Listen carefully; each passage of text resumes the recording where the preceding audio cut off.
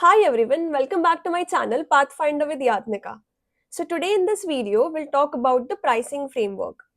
Pricing is one of the most critical levers in any businesses.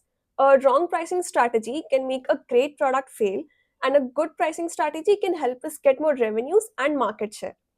So these might appear as standalone problems in the interviews, or they might appear as a part of a bigger market entry case wherein we have to estimate the revenues generated after entering the market for the client. So let's dive into it.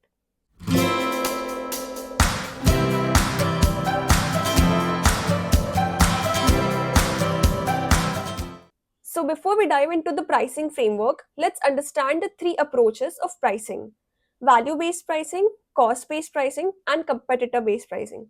So, what is value based pricing? This is about how much the customer is willing to pay.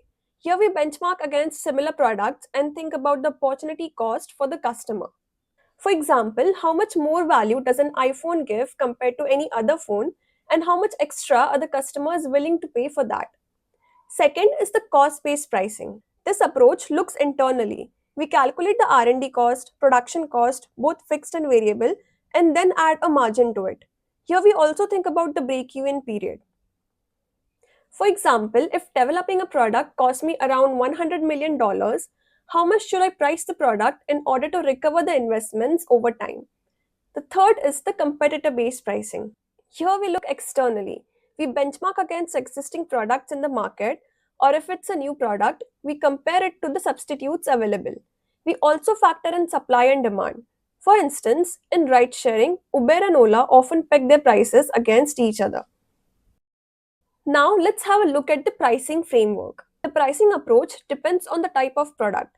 Is it a new product, something innovative like a brand new tech gadget, or is it an existing product that is already present in the market? To price new products, we usually look at value based pricing or cost based pricing.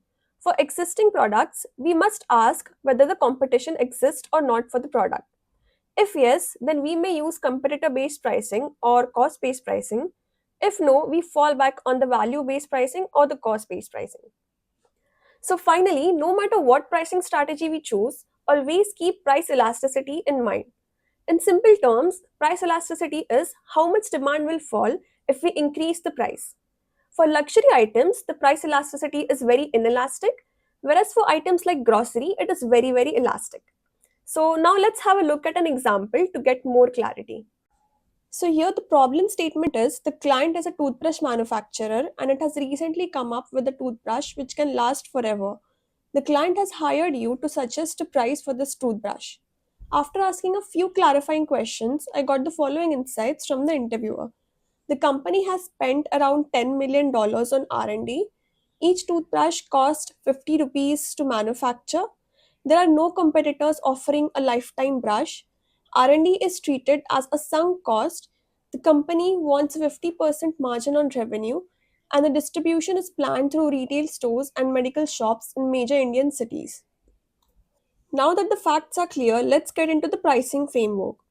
Let's see if the product is a new innovation or an existing one in the market. Let's say the interviewer says that this is the only product in the market and no competition exists. Now we'll either move on to the cost based pricing or value based pricing. Let's have a look at the cost based pricing first. Since the cost to produce the brush is rupees 50, the brush can be priced at rupees 100 to give a margin of 50% on revenue. This price looks very low for such a novel product. So let's move on to value based pricing. Here we will calculate this using the value, that is lifetime functionality the product gives over normal toothbrushes. Considering an average age of a person to be 70 years, and if we ignore infant and old age period, we can assume that a person uses a toothbrush for 60 years and current toothbrushes are typically changed every 2 to 3 months. This would mean that a person uses around 6 into 60, that is 360 toothbrushes in their lifetime. If we assume a price of rupees 50 per toothbrush, the ideal value of a product is 360 into 50, that is 18,000 rupees. So, to synthesize the case, the client is a toothbrush manufacturer that has created a new toothbrush that lasts forever and wants help deciding its price. The brush costs rupees 50 to make, R&D cost has sunk and there are no competitors and the company wants a 50% margin. A basic cost structure approach gives a price of about 100 rupees, but this feels too low for such a unique product. So we estimate the value it provides. If a person uses a toothbrush for about 60 years and replaces it every 2 months, they would use around 360 brushes in their lifetime. At 50 rupees each, that's about 18,000 rupees worth of brushes. This gives us a sense of the upper limit of what the product's lifetime value could be. So, in pricing cases, understanding the product and the market context is very important to decide upon the right pricing strategy. So, that's it for today. Thank you so much for watching. Please hit the like button if you found this video helpful and subscribe to my channel to stay updated. I'll see you in the next one.